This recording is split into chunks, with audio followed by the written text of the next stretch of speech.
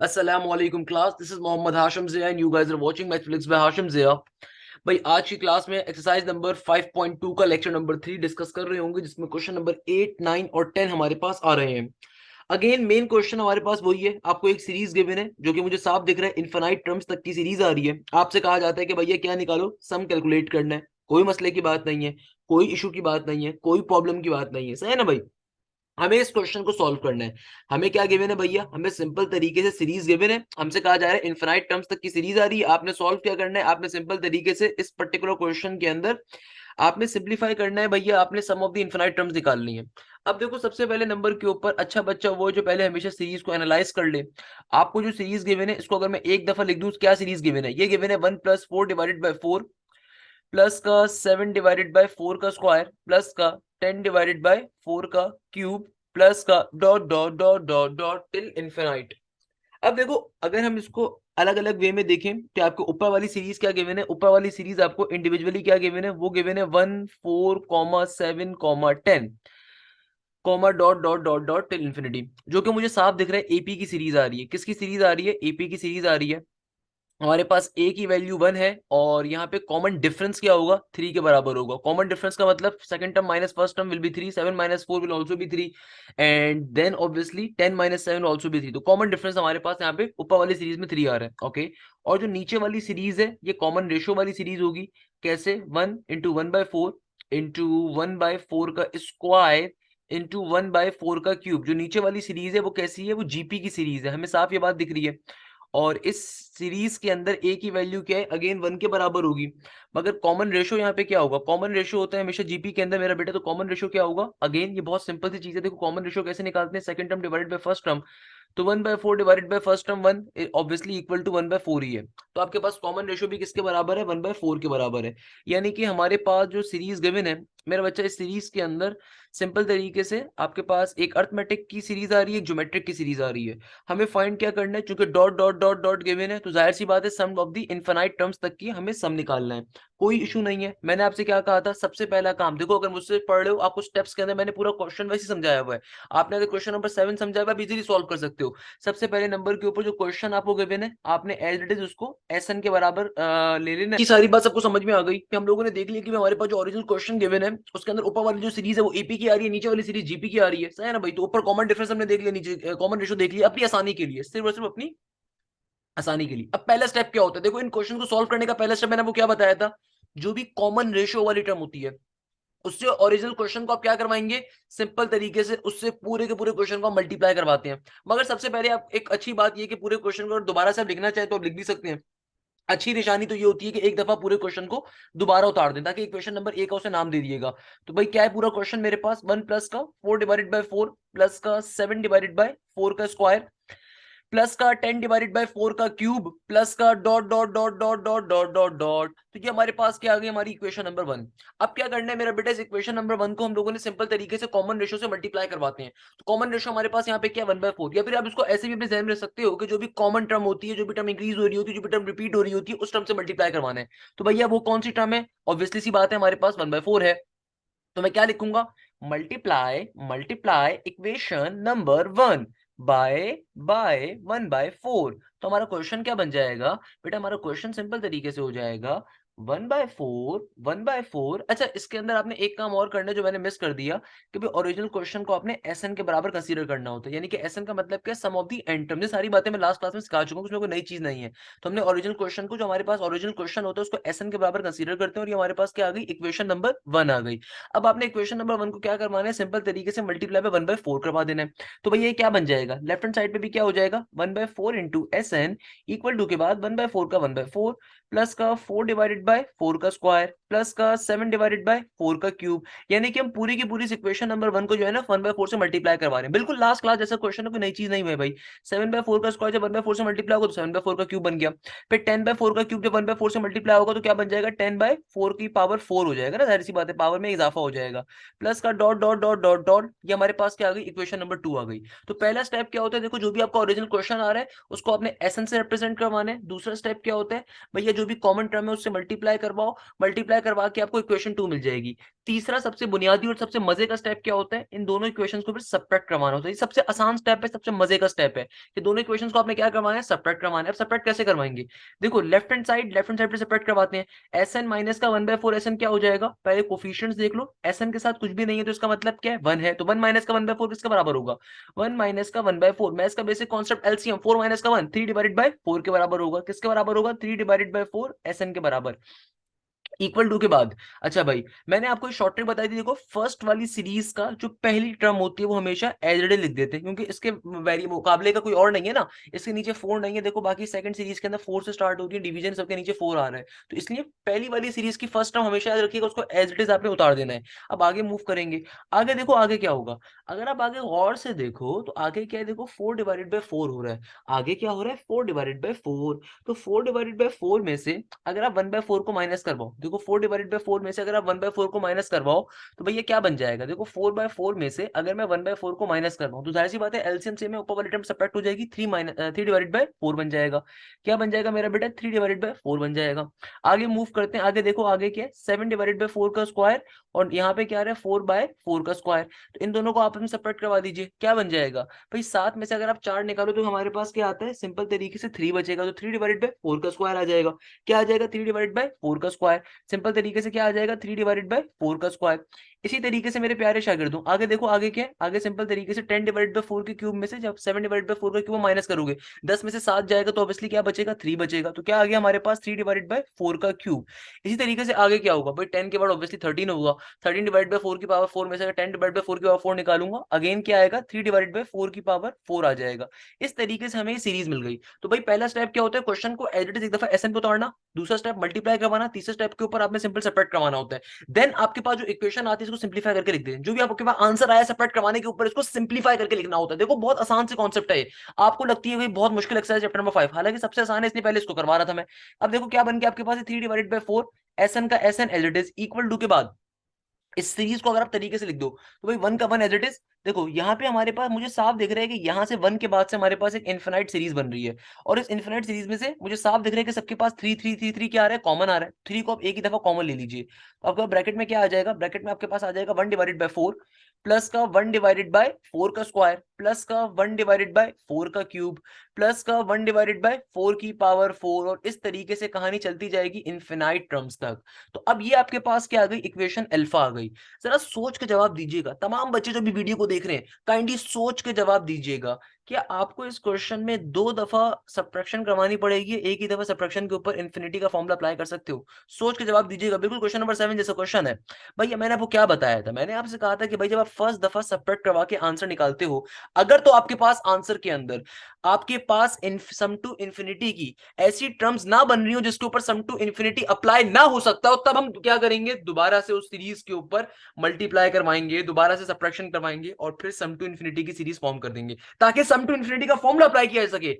यहाँ पे देखिए, यहाँ पे क्या है, आपको जो यहाँ पे सीरीज मिल रही है उस सीरीज ऑटोमेटिकली जीपी के अंदर हमारे पास इन्फिनाइट डिक्रीजिंग सीरीज आ रही है, तो हमारे पास वहां पे सम टू इन्फिनिटी लगाना पॉसिबल है, तो यहाँ पे 2 दफा करने की जरूरत ही नहीं है, आसान सी चीज है भैया। सिंपल तरीके से इस सीरीज को यहाँ पे जो फॉर्म हो रही है उसको अलग से ले जाके लिख देता हूँ, क्या सीरीज आ रही है, 1/4 प्लस का 1 डिवाइडेड बाय 4 का स्क्वायर प्लस का 1 डिवाइडेड बाय 4 का क्यूब प्लस का 1 डिवाइडेड बाय 4 की पावर 4, और टिल कहां तक, ये इन्फिनिटी तक आ रही है, तो भाई डायरेक्टली हमारे पास ये क्या आ रहा है, इनफाइनाइट जीपी फॉर्म हो रहा है, डायरेक्टली हमारे पास क्या फॉर्म हो रहा है, इनफाइनाइट जीपी फॉर्म हो रहा है डायरेक्टली भैया, डायरेक्टली, सही है ना भैया, डायरेक्टली इनफाइनाइट जीपी फॉर्म हो रहा है। तो आप सिंपल तरीके से क्या कर सकते हो मेरा बच्चा, आप सिंपल तरीके से यहाँ पे सम टू इन्फिनिटी का फॉर्मूला अप्लाई कर सकते हो, जल्दी से अप्लाई कर देंगे, कोई मुश्किल बात नहीं है, कोई परेशानी वाली बात नहीं है, बच्चे बच्चे सॉल्व करते हैं हमारे मुल्क के भैया, सही है ना। तो ए की वैल्यू यहाँ पे किसके बराबर है, 1/4 के बराबर है।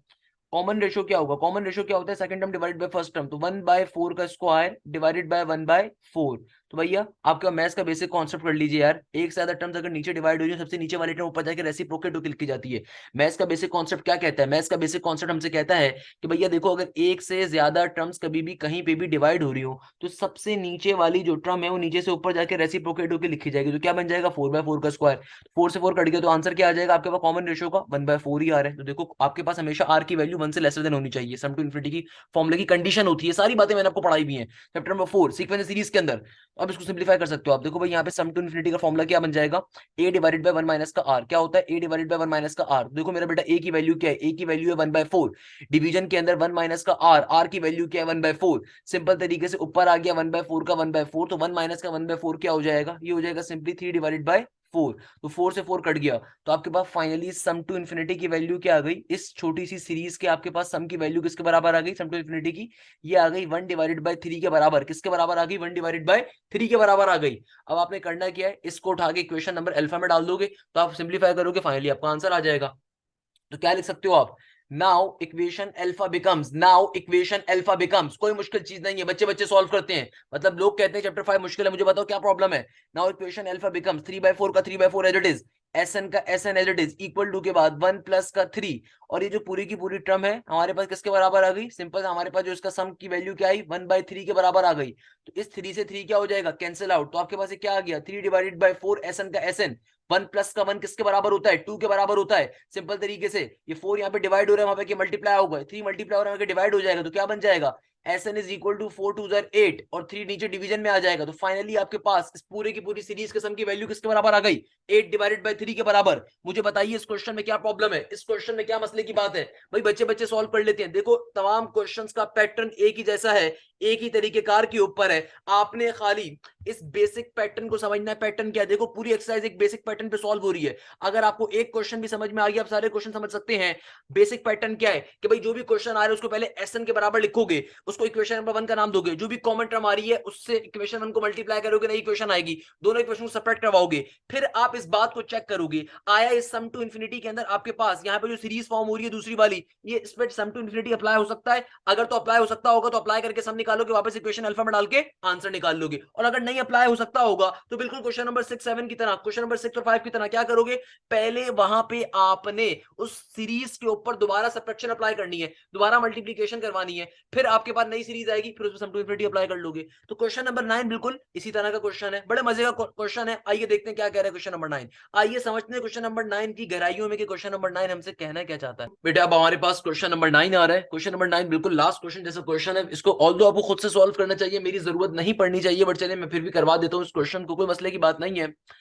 यार देखो कैसे सॉल्व करोगे यार, मुझे मतलब वो बताते हुए भी शर्म आनी चाहिए, आपको खुद से करना चाहिए सॉल्व, मगर चलें कर देते हैं भैया, कोई मसले की बात नहीं है। सबसे पहले नंबर के ऊपर अच्छे बच्चों की तरह क्वेश्चन को हमेशा एक दफा खुद से उतारना है। देखो जब आप 5 नंबर के लिए 7 नंबर के लिए क्वेश्चन पेपर में आ रहा है तो स्टेप्स के नंबर्स बहुत ज्यादा इंपॉर्टेंट होते हैं।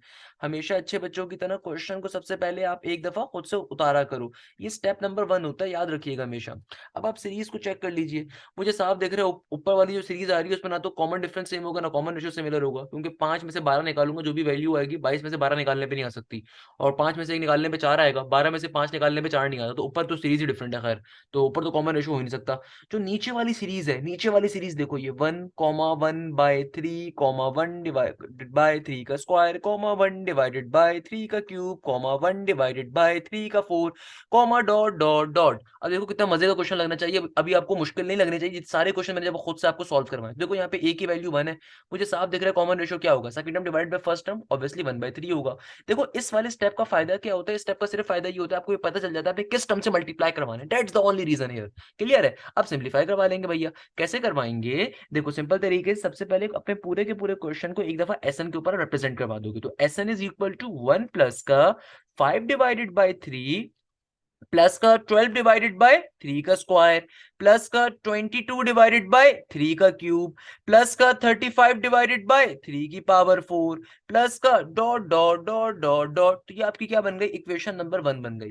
अब पहला स्टेप आपने कर लिया, अपने ओरिजिनल क्वेश्चन को एसएन का नाम दे दिया। अब क्या करेंगे, अब सिंपल तरीके से मल्टीप्लाई करवाते हैं इस इक्वेशन नंबर 1 को किससे, कॉमन टर्म से। तो कॉमन टर्म यहाँ पे क्या 1/3, तो multiply equation number 1 by 1/3 by 1/3। अच्छा भाई वैसे आपस की बात बताऊं, क्वेश्चन देखते साथ ही आपको अंदाजा हो जाएगा कि भाई अगर इनफिनाइट टर्म्स के सम का क्वेश्चन आ रहा है उसमें एक दफा आपको सब्ट्रैक्शन करनी पड़ेगी या 2 दफा। मुझे साफ दिख गया कैसे, कि भाई देखो आपके पास यहाँ पे जो ऊपर वाली सीरीज है ना वो डिफरेंट सीरीज है। डिफरेंट सीरीज का मतलब क्या है कि ऊपर हमारे पास फॉर्मूला कोई फॉर्म नहीं हो रहा होगा, ऊपर जब हमारे पास एपी की सीरीज नहीं बन रही है, कोई स्पेसिफिक सीरीज नहीं बन रही, इसका मतलब कॉमन नहीं आ सके। जब कॉमन नहीं आ सकेगा तो ऑब्वियसली आपको 2 दफा एटलीस्ट आपको सब्ट्रैक्शन करनी पड़ेगी। तो ये कुछ बेसिक बातें होती हैं, जब आप प्रैक्टिस करते रहोगे ना आपको साथ साथ समझ में आती रहेंगी। देखो क्वेश्चंस बहुत इजी है, परेशान होने की बिल्कुल आपको जरूरत नहीं है, सही है ना मेरा प्यारा बच्चा। अब इसको सिंप्लीफाई करवा देते हैं।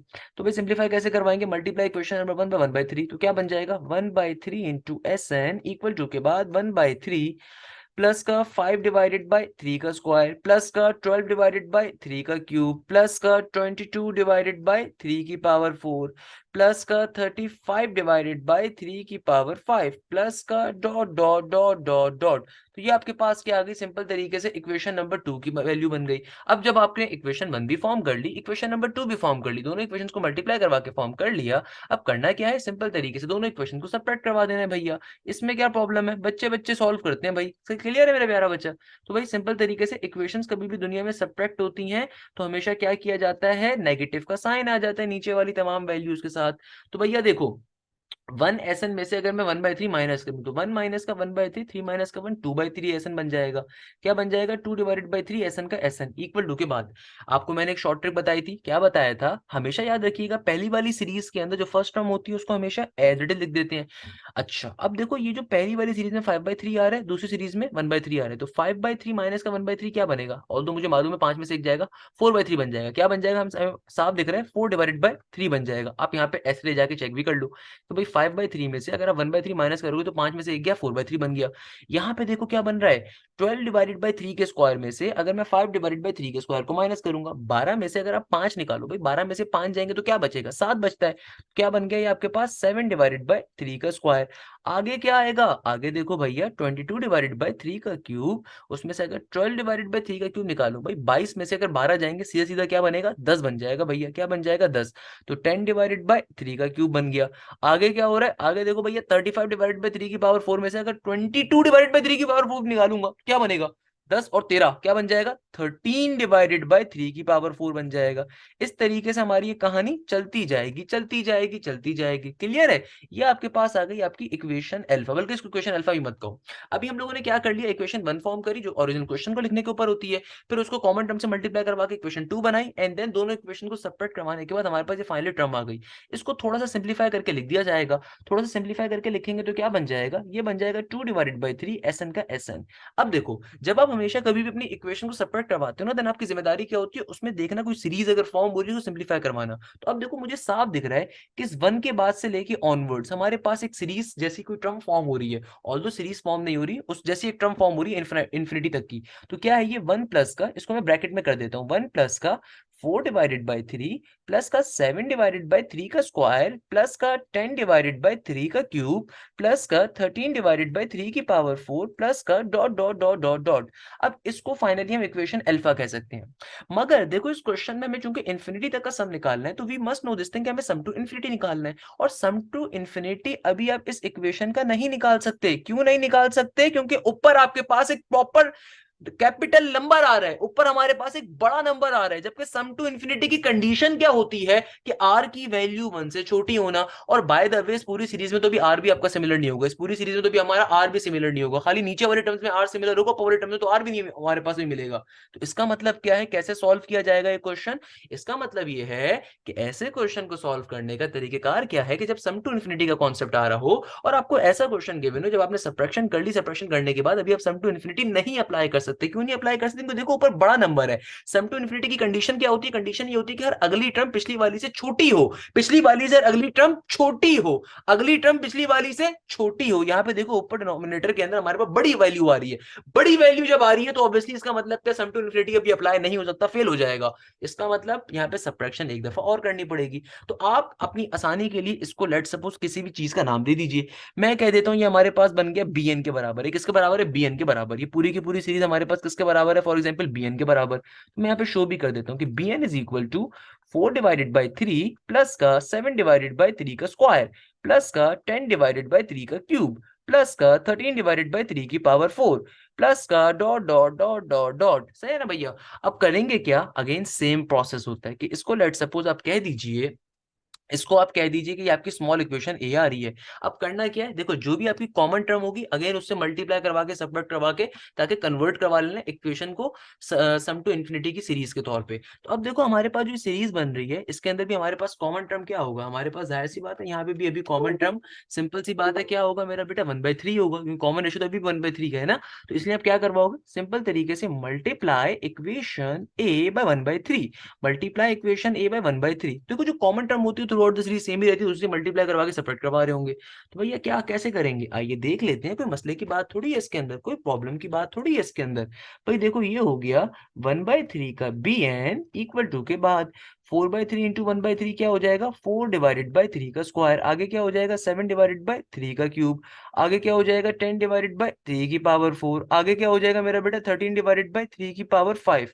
और ये कहानी चलती जाएगी इन्फिनिटी तक की। तो इसको आपने नाम दे दिया इक्वेशन नंबर बी का।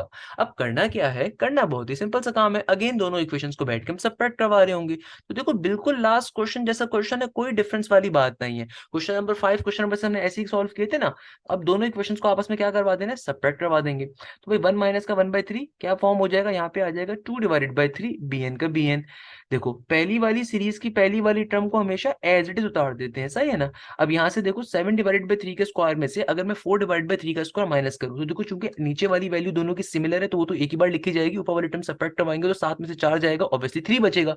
तो क्या आ जाएगा हमारे पास 3/3 का स्क्वायर। आगे जाएंगे, आगे देखो आगे क्या है, 10/3 का क्यूब माइनस 7/3 का क्यूब। तो 10 में से अगर आप 7 निकालो तो क्या बचेगा, 3 बचेगा। तो क्या आ गया, 3/3 का क्यूब आ गया। आगे जाएंगे भाई, आगे क्या है, आगे हमारे पास है 13/3 की पावर 4 में से 10/3 की पावर 4 को माइनस करना है। तो 13 माइनस का 10 क्या हो जाएगा, अगेन 3/3 की पावर 4। और इस तरीके से चलता जाएगा हमारे पास, चलता जाएगा हमारे पास, चलता जाएगा। अब जो हमारे पास आंसर सब्ट्रैक्शन करने के बाद आंसर में सीरीज आई है, इसको एक दफा तरीके से लिख देंगे। तो क्या आ गई, 2/3 बी एन का B N, starting value 4/3 as it is. देखो हमें साफ तौर पे दिख रहा है इस 4/3 से ऑनवर्ड, चलो 4/3 को अगर आप फिलहाल के लिए इग्नोर भी कर दो, तो हमें एक बात साफ तौर पे दिख रही है कि इस 4/3 के बाद से ऑनवर्ड जितनी भी वैल्यूज आ रही हैं, ये सारी की सारी एक पैटर्न को फॉलो कर रही हैं। भाई किसको फॉलो कर रही हैं, एक पैटर्न को फॉलो कर रही हैं। और ये पैटर्न कैसा है कि भैया देखो हमारे पास इन तमाम वैल्यूज में 3 कॉमन आ रहा है, तो यहाँ से 3 कॉमन ले लेंगे। तो ब्रैकेट के अंदर क्या बचेगा, ये बचेगा 1/3 का स्क्वायर प्लस का 1/3 का क्यूब प्लस का 1/3 की पावर 4 टिल इन्फिनाइट टर्म्स। तो मैंने क्या कहा आपसे, मैंने आपसे कहा कि देखो जो हमारे पास सब्ट्रैक्शन करवाने के बाद इक्वेशन आती है तो थोड़ा सा हम सिंप्लीफाई करते हैं। सिंप्लीफाई कैसे करते हैं, हम ये चेक करते हैं कि आया उसमें कोई सीरीज तो फॉर्म हो रही है कि नहीं हो रही है। तो अब मुझे साफ तौर पे दिख रहा है कि भैया यहाँ पे हमारे पास क्या फॉर्म हो रही है, एक सीरीज फॉर्म हो रही है कि सब में 3 कॉमन आ रहे हैं ना, इसलिए हमने, अच्छा आप में सोचते हो कि बच्चा सोच रहा हो सर ये आपने 4/3 क्यों नहीं उसमें लिया। भाई 4/3 ना लेने की रीजन क्या थी कि 4/3 के अंदर हमारे पास ऊपर 3 नहीं आ रहा, तो एक जैसी टर्म्स थोड़ी बन रही थी। तो हमने 3 चूंकि कॉमन निकालना है तो इसलिए पूरी सीरीज में से ऐसी टर्म्स खाली कंसीडर करी इनमें 3 ऊपर कॉमन आ रहा था। भाई यहाँ से लेके ऑनवर्ड जो इन्फिनाइट टर्म्स तक की ऊपर 3 कॉमन होगा, और नीचे हमारे पास सिंपल है 1/3 की सीरीज चल रही है, तो हमने यहाँ से 3 कॉमन ले लिया, तो हमारे पास सम टू इन्फिनिटी की अब सीरीज बन गई। अच्छा किसी के जहन में अगर ये बात आ रही है कि सर ये वाली सीरीज सम टू इन्फिनिटी की कैसे बन गई, तो भैया देखो सम टू इन्फिनिटी की कंडीशन ही क्या होती है, भाई हर अगली वैल्यू पिछली वाली से छोटी होना। और मैंने आपको बात बताई थी कि डिवीजन में वैल्यू जितनी बड़ी होती जाती है, ओरिजिनली एक्चुअली के अंदर वो वैल्यू उतनी छोटी होती जाती है। हमेशा ये कॉन्सेप्ट ध्यान में रखिएगा कि डिवीजन में वैल्यू जितनी बड़ी होती जाती है, एक्चुअल के अंदर वो उतना उसका आंसर डेसिमल में पॉइंट में आता रहता है। क्लियर है, वो एक्चुअल में वैल्यू उतनी छोटी होती जाती है। तो अब आप फाइनली इस सीरीज को सिंप्लीफाई कर सकते हो। ये सीरीज हमारे पास क्या बन गई, इसको अलग से अगर मैं लिख दूं, ये हमारे पास इन्फिनाइट जीपी की सीरीज बन गई है। 1/3 का स्क्वायर प्लस 1/3 का क्यूब प्लस 1/3 की power 4 till dot dot dot dot dot. इसको अब आप सिंप्लीफाई कर दीजिए। देखो यहाँ पे ए की वैल्यू क्या आ रही है, ये आ रही है 1/3 का स्क्वायर, और हमारे पास कॉमन रेशियो क्या आएगा, कॉमन रेशियो कैसे निकालते हैं, second term divided by first term. तो 1/3 का क्यूब डिवाइडेड बाय 1/3 का स्क्वायर। मैथ्स का बेसिक कॉन्सेप्ट है, एक से ज्यादा टर्म्स डिवाइड हो रही हो, सबसे नीचे वाली टर्म नीचे से ऊपर जाके पलटी खा के लिखी जाती है। बेसिक मैथ्स का कॉन्सेप्ट है, स्क्वायर को कैंसिल आउट कर देगा तो क्या बन जाएगा, सिंपल 1/3, सिंपल 1/3। तो अब आप सिंपल यहाँ पे सम टू इन्फिनिटी का फॉर्मूला अप्लाई कर सकते हैं। तो भैया सम टू इन्फिनिटी का फॉर्मूला क्या आ जाएगा हमारे पास, क्या होता है मेरा बेटा, a डिवाइडेड बाय 1 माइनस का r। तो भैया a की वैल्यू क्या है, 1/3 का स्क्वायर, 1 माइनस का r की वैल्यू क्या है 1/3। थोड़ा सा इसका एलसीएम ले लीजिए तो क्या बन जाएगा, ये हो जाएगा 1/3 का स्क्वायर और नीचे क्या हो जाएगा, नीचे एलसीएम लो, 1 - का 1/3 का एलसीएम क्या होगा, 3 - 1, जब क्रॉस मल्टीप्लीकेशन करोगे 3 में से 1 गया, 2/3 आ जाएगा, क्या आ जाएगा 2/3। अगेन मैथ्स का बेसिक कॉन्सेप्ट है, एक से ज्यादा टर्म्स डिवाइड हो रही हो, सबसे नीचे वाली टर्म ऊपर जाके पलटी खा के लिखी जाती है, तो इस 3 से स्क्वायर कैंसिल आउट हो जाएगा। तो फाइनली आपके पास सम टू इन्फिनिटी की वैल्यू किसके बराबर आ जाएगी, 1/6 के, क्योंकि 3 2 क्या होता है 6 के बराबर होता है, 3 2 किसके बराबर होता है 6 के, 3 और 2 जब मल्टीप्लाई होंगे तो क्या बन जाएगा 6 बन जाएगा। तो सम टू इन्फिनिटी की वैल्यू किसके बराबर आ गई 6 के, यानी कि आपके पास इस वाली सीरीज की वैल्यू क्या आ गई, इस पूरी सीरीज की वैल्यू आपके पास आ गई सम टू इन्फिनिटी की। तो इसको बेशक आपने लेट्स सपोज बीटा का नाम दिया हुआ था, इक्वेशन बीटा। तो इस सम टू इन्फिनिटी की वैल्यू को इक्वेशन बीटा में डालोगे तो आपके पास यहाँ से bn की वैल्यू आ जाएगी, और इस bn को वापस इक्वेशन अल्फा में डालोगे तो ओरिजिनली पूरे क्वेश्चन की सीरीज का आंसर आ जाएगा। देखो सिंपल चीज है, परेशान होने की जरूरत नहीं, एक पैटर्न को फॉलो कर रहे हैं, कोई मुश्किल काम नहीं है इसके अंदर, कोई परेशानी वाली चीज नहीं होनी चाहिए इसके अंदर। सिंपल तरीके से मैं क्या लिखूंगा, now equation beta, now equation beta. तो भाई इक्वेशन बीटा क्या बन जाएगा, 2/3, bn का bn as it is, 4/3 plus का 3 का 3 एज इट इज, और इस पूरी की पूरी इक्वेशन का जो सम टू इन्फिनिटी की वैल्यू आई वो किसके बराबर आ गई, 1/6 के बराबर आ गई। 3 1 3, 3 2 6, 3 1 3, 3 2 6। तो इसको सिंप्लीफाई करवा लेते हैं फर्दर, तो 2/3 bn का bn एज इट इज, 4/3 का 4/3 प्लस का 1/2 का 1/2। तो यहाँ पे आप एलसीएम ले लेंगे, तो एलसीएम लेने पे हमारी वैल्यू क्या हो जाएगी, सिंप्लीफाई क्या बन जाएगा, इधर इधर हो जाएगा 3 2 6 और 4 2 8 प्लस का 3 1 3। तो ये क्या बन गया, 8 + 3 8 9 10 11, 11/6। और यहाँ पे क्या है, 2/3 bn का bn। देखो भाई 3 1 3, 3 2 6 के बराबर होता है, और ये 2 जहाँ पे मल्टीप्लाई हो रहा है, इस 2 से आके जब डिवाइड होगा तो क्या बन जाएगा 11/4। तो फाइनली आपके पास bn की वैल्यू किसके बराबर आ जाएगी, ये आ जाएगी 11/4 के बराबर। तो हमारे पास bn की वैल्यू किसके बराबर आ जाएगी, 11/4 के बराबर। इस bn की वैल्यू को आप इक्वेशन नंबर अल्फा में सिंपल तरीके से क्या कर दोगे, प्लॉट कर दोगे। इस bn की वैल्यू को इक्वेशन अल्फा में सिंपली हम प्लॉट करवा देंगे, यानी कि जो इक्वेशन अल्फा आ रही है ना, फाइनली हमने इस पूरी की पूरी सीरीज का आंसर निकाल लिया, तो इसको इक्वेशन नंबर क्या करेंगे, अल्फा में पुट करवा देंगे, तो हमारा पूरे क्वेश्चन का आंसर आ जाएगा। तो क्या है भैया, equation alpha 2/3 SN into 1 plus का bn। ओके, तो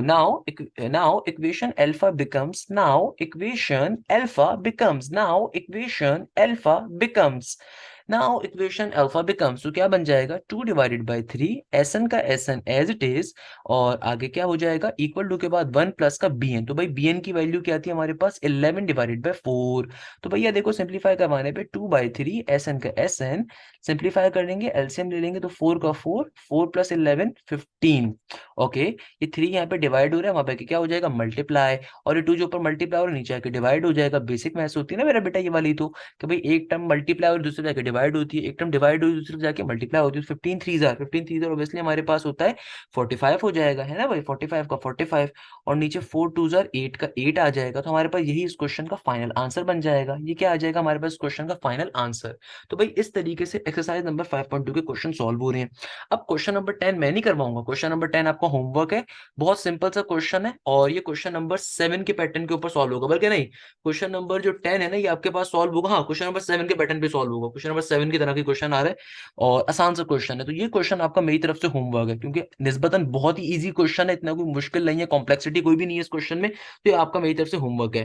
भाई क्वेश्चन नंबर 9 बहुत ही सिंपल क्वेश्चन था, दोबारा एक्सप्लेन कर देता हूँ। देखो सिंपल सी चीज है, देखो कभी भी आपके पास सम टू इन्फिनिटी का कॉन्सेप्ट है, तो इस पूरी एक्सरसाइज नंबर 5.2 में सिर्फ दो तरह के कॉन्सेप्ट है। या तो हमारे पास कॉन्सेप्ट था कि हमारे पास एक तरह का क्वेश्चन ये गिवन है कि भाई आपको एक स्पेसिफिक टर्म तक का सम निकालना है, या फिर आपसे एग्जामिनर क्या कहता है, एग्जामिनर आपसे कहता है कि भाई सम टू इन्फिनिटी का सम निकालना है। तो भाई देखो अगर तो किसी स्पेसिफिक टर्म तक का सम निकालना है तो उसका कॉन्सेप्ट क्या है, देखो किसी स्पेसिफिक टर्म तक का, एन टर्म तक अगर सम आपको निकालने के लिए कहा जाता है ना, तो मेरे प्यारे शागिर्दों उसमें आपने काम बहुत ही सिंपल करना है। उसमें आपने सिंपल तरीके से पहली वाली इक्वेशन को आपने एज इट इज क्वेश्चन के तौर पे लिखना है, मल्टीप्लाई करके दूसरी इक्वेशन फॉर्म करनी है, सबट्रैक्ट करवाना है, सबट्रैक्ट करवाने के बाद सिंपल तरीके से जो एक सीरीज फॉर्म होगी उस सीरीज को आप सिंप्लीफाई करके अपना आंसर वापस इक्वेशन अल्फा में डाल के आंसर निकाल लोगे।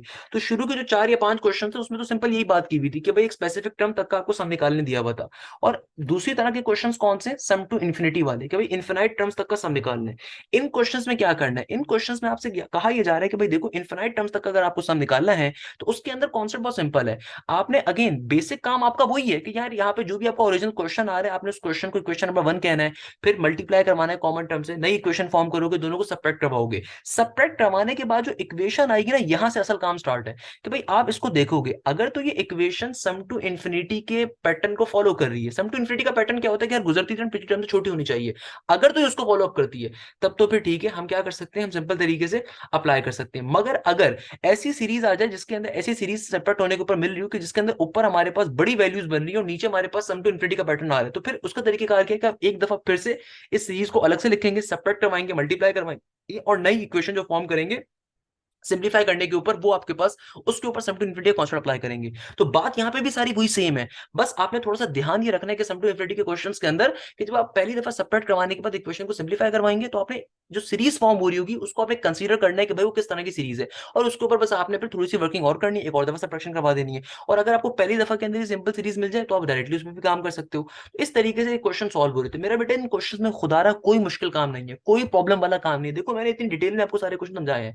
और एक्सरसाइज 5.2 के क्वेश्चंस ज्यादा चांसेस हमारे पास यही है कि ये लॉन्ग में आते हैं। किसमें आते हैं? लॉन्ग के अंदर। तो आपने लॉन्ग के हिसाब से इसकी प्रैक्टिस करनी है, क्योंकि अगर आप मॉडल पेपर भी देखें भैया, यहाँ पे एक बात जो बड़ी इंपॉर्टेंट है वो ये है कि एक्सरसाइज 5.2 से एक क्वेश्चन लाजमी तौर पे, एक क्वेश्चन लाजमी तौर पे एक्सरसाइज 5.2 को आपको शॉर्ट के अंदर मिलेगा, एक क्वेश्चन लाजमी तौर पे। तो ये एक्सरसाइज बहुत इंपॉर्टेंट एक्सरसाइज है, $1 बिलियन की एक्सरसाइज है। तो भाई अगर बाकी क्वेश्चंस की आप 4 दफा प्रैक्टिस कर रहे हो ना, तो इस एक्सरसाइज के एक एक क्वेश्चन की आपने 50 दफा प्रैक्टिस करनी है, क्योंकि इस एक्सरसाइज से एक क्वेश्चन आपका कंफर्म है। एक क्वेश्चन आपका क्या है, इस एक्सरसाइज से बात करूं, चैप्टर भी नहीं कह रहे, एक्सरसाइज से एक क्वेश्चन आपका कंफर्म ही कंफर्म है।